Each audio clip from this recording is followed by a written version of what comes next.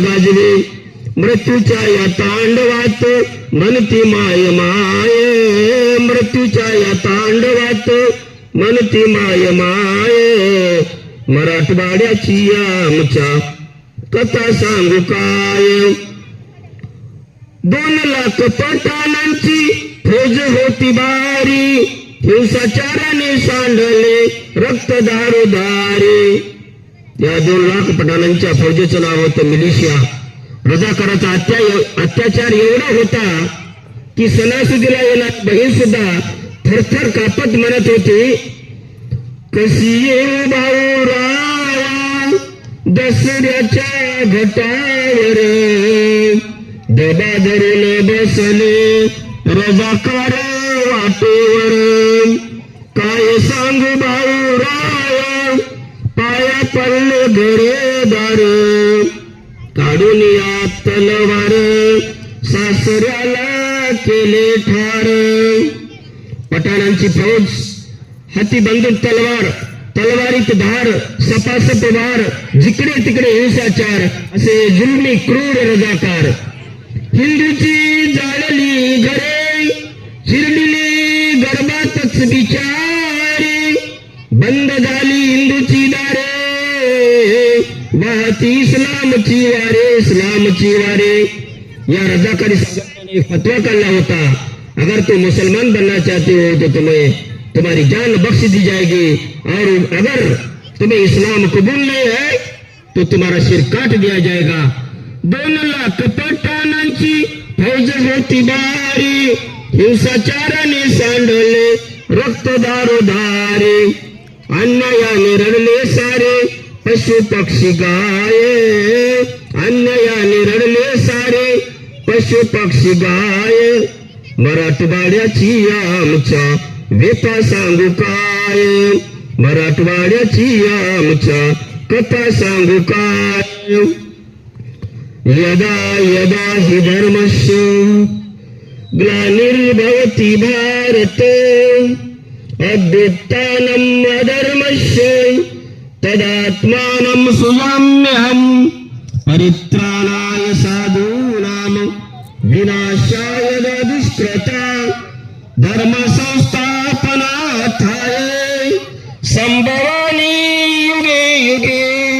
बंधू आणि भगिनींनो, जेव्हा जेव्हा या सृष्टीवर अशा प्रकारचे विघातक अमानुष दानवी कृत्य झाले, त्यावेळी त्या राक्षसी प्रवृत्तीचा नाश करण्यासाठी सृष्टीवर अनेक सत्पुरुष, युगपुरुष, महापुरुष, महामानव जन्माला आले. असे कसे हे पिशाच होते क्रूर रजाकार, असा कसा तो धर्म होता दानवी संचार. ईश्वर अल्लाह यीशु मसीहा, ईश्वर अल्लाह यीशु मसीहा अवतरले भूवर. करण्या हद्द पार रजाकार, करण्या हद्द पार. शांती हवी नको युद्ध, अवतरले बुद्ध. मिटविल्या जाती भेदपंथ, जन्माले साधू संत, जन्माले साधू संत.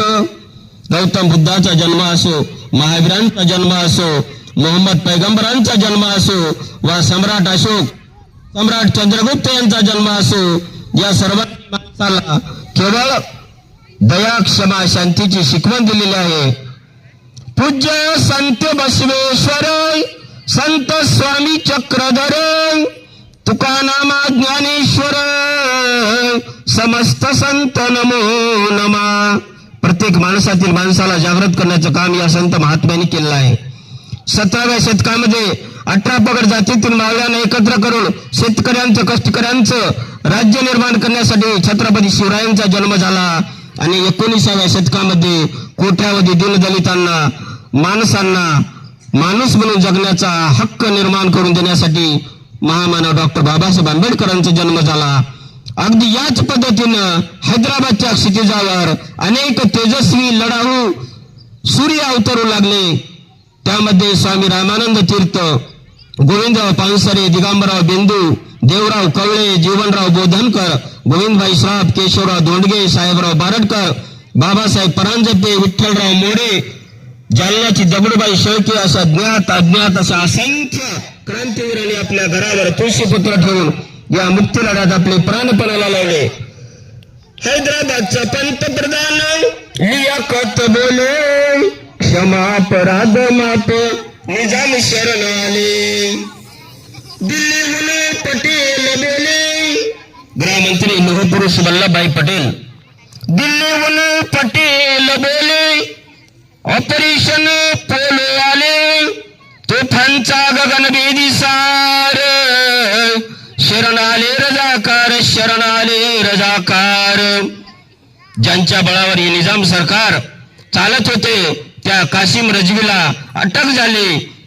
मेजर जनरल JN चौधरी यांच्या नेतृत्वाखाली 5 दिशेने निजामावर हल्ले झाले आणि 17 सप्टेंबर 1948 रोजी हैदराबाद संस्थानात भारतीय तिरंगा ध्वज फडकला आणि जनतेने एकच नारा दिला, भारत माता की, भारत माता की, वंदे वंदे.